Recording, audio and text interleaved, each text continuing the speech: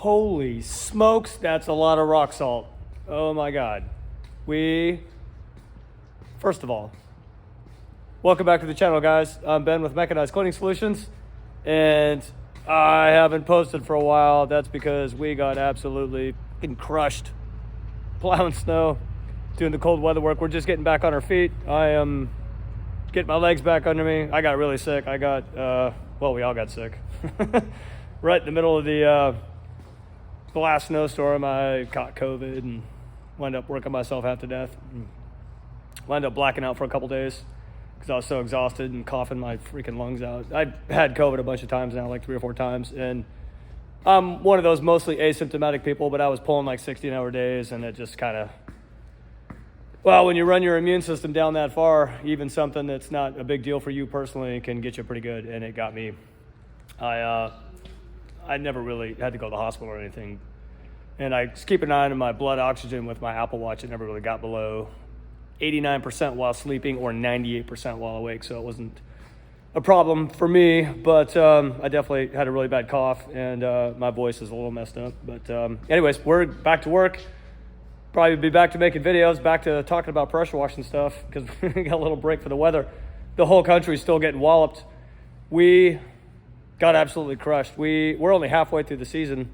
The snow season consists of mostly like 4 quarters, with the majority of the work being consolidated into 2 of those quarters. But you'll have the last quarter of the year and then the first quarter of the new year. So like November and December, and then January and February we'll do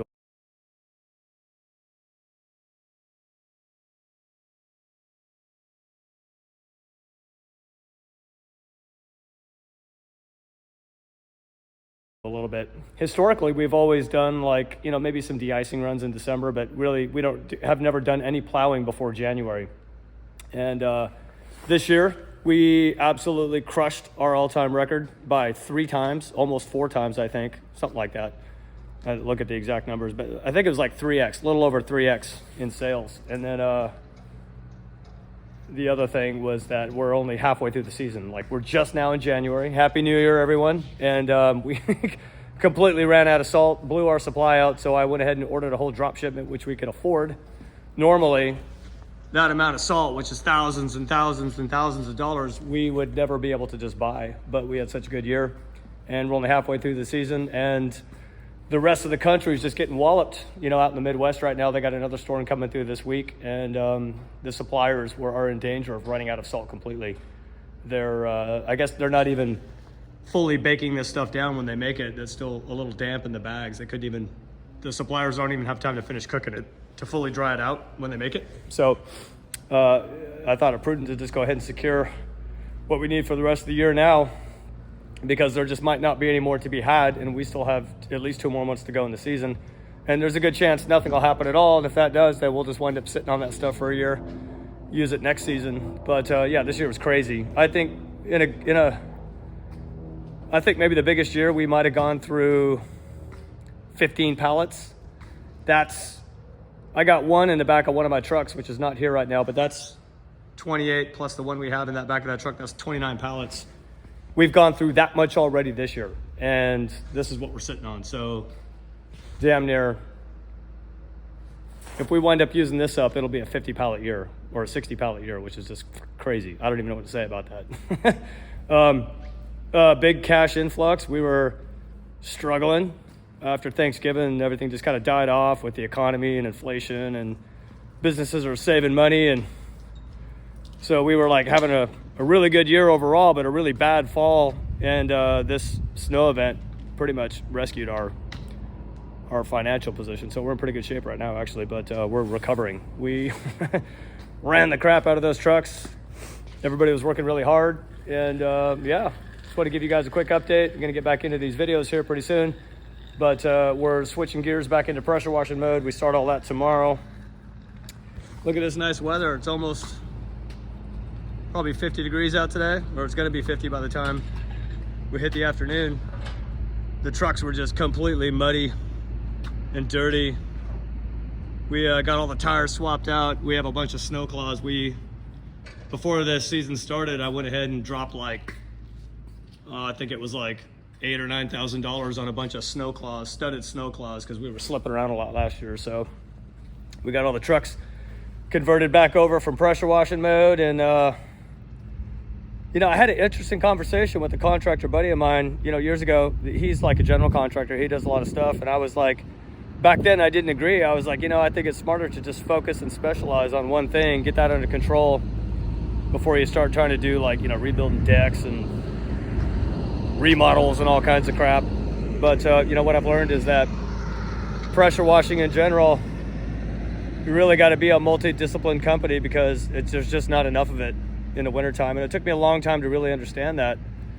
I kind of thought, you know, some years we'd have a good winter, some years we'd have a bad winter, but really overall it's not sustainable. We really need to have a lot of work that we can keep the guys busy in the wintertime. The pressure washing just doesn't support it. And then of course in the summertime we need way more people than we can support through the wintertime. So, you know, the snow work's been like a really good thing. But yeah, this year's been a big eye opener about taking on a second major discipline and getting really good at it. And that's the thing, because I don't like to do things unless we're really good at it. And we're getting lots of experience now. The guys are getting better at it. And it's been really good. But I'm just like, you know, after taking in this drop shipment this morning, which we were really lucky to get, I'm just astonished at the way that our little pressure washing outfit has grown over the years. And, you know, right now we're serving all our snow clients, or basically all our pressure washing clients. And they're awesome. All our customers are really awesome. There's a couple in there that we serve that we don't do any pressure washing for. They just find us because we have a decent website as far as searchability. We're easy to find, and the snow plowing situation in Washington is just, it's chaos. It's really disorganized. There's not enough guys doing it. There's never enough contractors. So we basically wind up having to beat clients off with a stick every year, because we just can't take them all on without breaking our contracts. I mean, we make certain promises about response time and all this, and we can never meet the demand. And I think after this year, there will be a bunch of more guys getting into snow plowing, which will make it a little bit more competitive. But, you know, up until this year and so far, it's just been a handful of companies up here, and then just like a bunch of single dudes with plows. I never know who they are, but yeah, the snow plowing industry in Washington is like not organized or as developed as it is in other parts of the country, like parts that are getting really walloped right now, like Ohio, Wisconsin, Michigan, Minnesota. The companies out there, they have tons of experience. They've been doing it a long time. It's mostly landscapers doing it. But we're kind of like new kids on the block, but we're also, I mean, we made some waves in the industry. I mean, I was getting calls from the suppliers directly, which is really weird. You know, we ordered a bunch of salt, and they're like, you guys are one of our biggest clients. I'm like, what?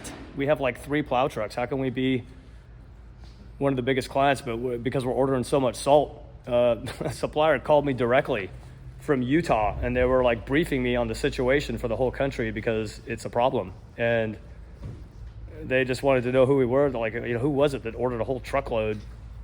I guess it happens, but it's not that it's not that common, but it will be for us, because a lot of the properties we're serving, they're not like these huge they're not these like huge mall parking lots that are like acres and acres. It's kind of like small to medium commercial properties, HOAs, things like that. The lots are not big.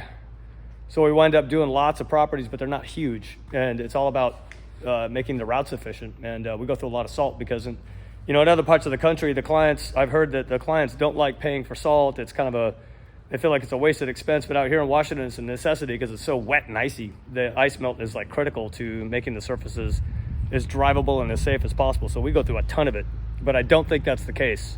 And from what I've been hearing on the forums and the plowing forums and guys I've been talking to on YouTube, they're like astonished about how much salt we're going through, and they're like just not like that in other areas of the country. So anyways, that's interesting stuff.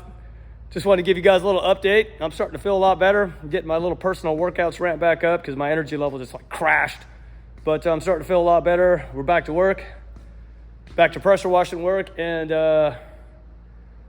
yeah, we'll be able to pick up this video schedule and start getting back into some of this stuff. I think what's coming up next is we still got to get into the, well, I guess what I'm calling is like the personal development series. We want to get into some basic fundamentals with our mindset, and address that kind of stuff.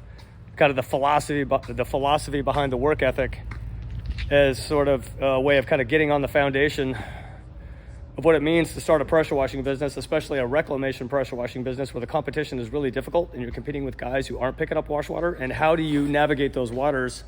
how do you deal with those competitive disadvantages and still be effective so that you can survive those first few painful years before you can build up the clientele.